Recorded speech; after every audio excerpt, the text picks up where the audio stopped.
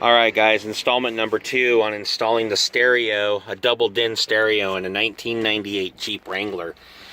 Okay, so we got the stereo in, but we had to do some pretty serious modifications on this thing. So this piece up here, this little plastic piece that goes across, we had to cut a section of it out so the stereo could sit flat against the dash.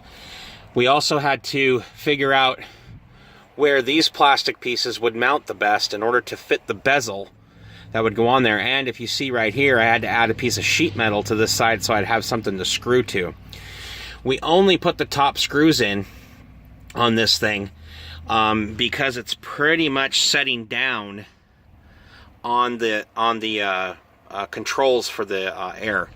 So that is all part of this whole process. I just wanted to let you guys know how much work there is involved when it comes to putting this thing in. So if you want a double din stereo in your 1998 Jeep Wrangler, it's going to take some work. We had to cut the bottom section out, the bottom plastic section out right here, down here and below. We had to cut this top section out, about half of it, but we still wanted the support up here just so the stereo can tilt. And we had to add this piece of metal to this side. It goes pretty much all the way back to where there's enough room to mount the stereo to this part here and still be able to mount to the top and the bottom down here with some self-tapping screws.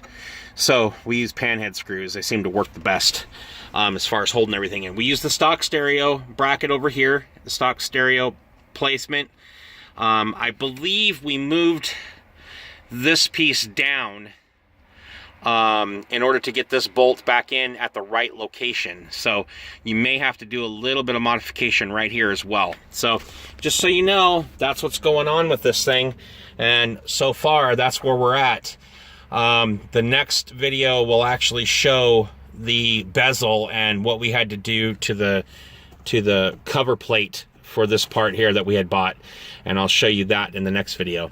All right, so hey, if you like my videos, please like and subscribe them.